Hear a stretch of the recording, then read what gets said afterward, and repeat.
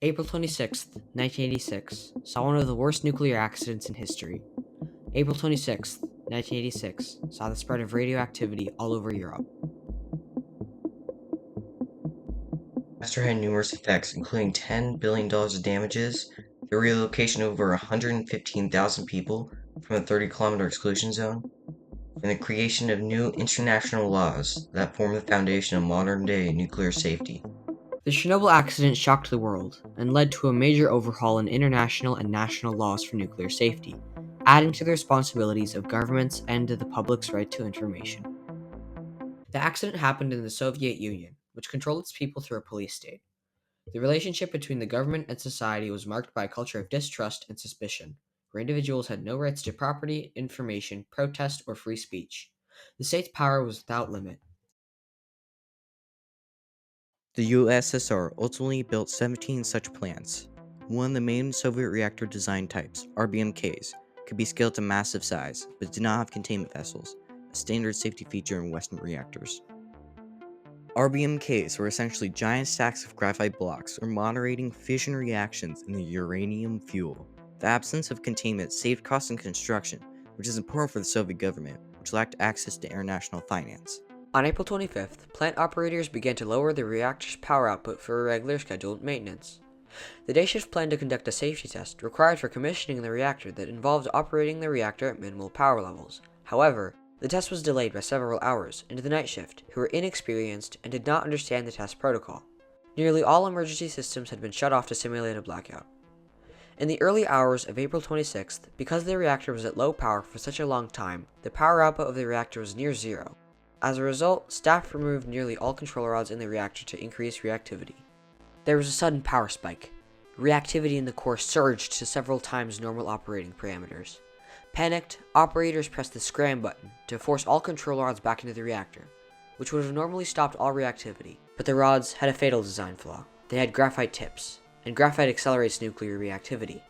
Insertion of the tips led to another energy surge, this time causing an explosion so powerful it blew off the 100-ton steel and concrete lid containing the reactor like it was flipping a coin, exposing the now burning core, which spewed extremely radioactive particles into the air as smoke that would spread for thousands of miles. Stunningly, fearing panic and international disapproval, the Soviet Union didn't even announce that the accident had occurred. It even allowed mass outdoor festivities for the May 1st Labor Day holiday in virtually all Soviet cities to go forward as normal, despite severe contamination across the southwest USSR. The only reason that the world found out about the disaster was because 3 days after it happened, monitoring stations at one of Sweden's nuclear power plants picked up dangerous levels of radiation, which they deduced must have come from Ukraine after identifying the specific radionuclides and tracing wind and weather patterns. After being relentlessly pressed by countries affected by the radiation, the Soviet Union finally admitted to an incident, but insisted that it was a minor fire that had been put under control. It wasn't until weeks later that it admitted to the full scale of the problem and invited international assistance. Meet Tatiana Skilar. Tatiana is a nurse who is from Sumy, Ukraine, which is roughly 320 kilometers from Chernobyl. In April of 1986, she had recently completed her training as a medic and was able to share first-hand knowledge of what medical response and health effects were in the general population in the weeks following the disaster. По новостям поначалу вообще ничего не показывали. Может, месяца через 2, через 3 уже начали показывать людей, которые получили большие дозы радиации. Да даже я тебе скажу больше. Даже когда были пятиминутки в больнице, так было заведено всегда, когда начинался рабочий день, была пятиминутка. Даже доктора не объясняли, что могут быть такие последствия, я думаю, что им просто запрещали все это говорить. И даже те люди, которые, простые люди, да, те люди даже, которые были при власти, там вот голова сельрады, директора школы, там, директора заводов, они тоже не знали. Они тоже не знали, что есть такая катастрофа произошла. Они узнали тогда, когда узнали все мы. А все это очень скрывалось. И так как мы далеко были, то как-то считалось, да, мы далеко отсюда, к нам это не дойдет облако, и нас это променет. А вот Киев непосредственно, на 1 мая, там был большой парад. Там было много людей, много деток. И вот так вот, Советский Союз. It took several days to get the fire under control, and several months to isolate the contamination that had been released. The Soviet Union evacuated over 115,000 people from a 30-kilometer exclusion zone surrounding the reactor. It also mobilized over 300,000 emergency responders, called liquidators, to get the situation under control. Decontamination efforts included spraying down all towns and cities to decontaminate major structures, as well as moving thousands of tons of earth to cover the now highly radioactive topsoil that could poison surrounding ecosystems. Because the high radiation made using machines with electric components impossible, the USSR used manual labor of people working by hand, with primitive improvised protection to clean the worst contamination at the reactor. On top of that, the government rushed to construct a giant concrete sarcophagus to contain the exposed reactor, which it completed by November of 1986. The Chernobyl nuclear disaster shined a spotlight on gaps in nuclear safety standards at the time. Countries immediately began to cooperate to strengthen these standards. They quickly adopted the Convention of Early Notification of a Nuclear Accident and the Convention on Assistance in the Case of a Nuclear Accident or Radiological Emergency, both as a direct result of the Soviet Union not notifying the world that there was an international emergency that could expose millions to dangerous levels of radiation, or accepting offered assistance.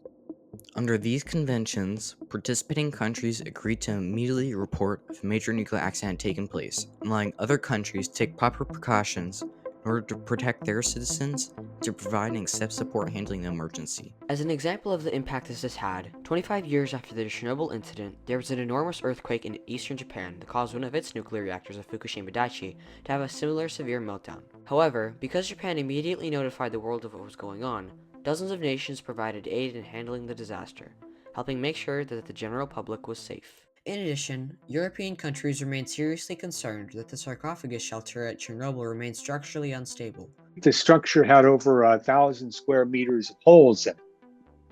So it wasn't an airtight structure by any means. In fact, birds and animals would go in and out, wind blew through, rain came in. And it was in danger of collapse because when I said it was like a house of cards, what I mean is none of the structural elements were welded together or bolted or riveted or anything like that. They were just like a house of cards, stood up on end, pipes across the top. Because of this, an international financial and development organization for Europe called the European Bank for Reconstruction and Development funded a decades-long project to construct a gargantuan mobile structure to fully enclose the sarcophagus so it could be safely dismantled and the environment at Chernobyl reactor number 4 fully stabilized. Here's a word from Eric Schmiemann, who was the lead engineer for the construction of the new safe confinement structure for the Chernobyl reactor. It's difficult to get a sense of scale for the building and trying to describe this to people. So one senses these cranes. There are 4 cranes in there. Each of these cranes is the size of a Boeing 777. We built the new building, away from the destroyed building so that the workers could work without receiving a high radiation dose. And when it was finished and standing there empty, it was the largest free volume enclosed on Earth. Free volume means there were no columns supporting the structure inside of it.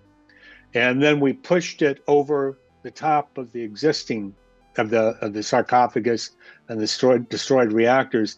And when we pushed it over top of that, that was the heaviest load ever moved by humans on land. The Chernobyl nuclear disaster remains one of the worst of its kind in history. The fact that the Soviet Union told no one what was going on meant that its own population and those of nearby countries were unable to react to protect themselves, and countries that would have been willing were prevented from helping, adding to the danger for the public. The accident had long-lasting repercussions for the world that have significantly improved nuclear safety. The global nuclear safety framework was overhauled to create new international responsibilities on governments to allow speedy international notifications and assistance, giving governments and citizens rights to information essential to preserve their safety during accidents. The global community also acted on a newly perceived responsibility to manage nuclear risks at an international scale.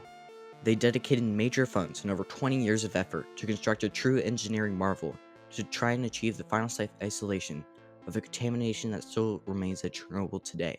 The shocking negligence that the USSR showed has led to a much safer environment today.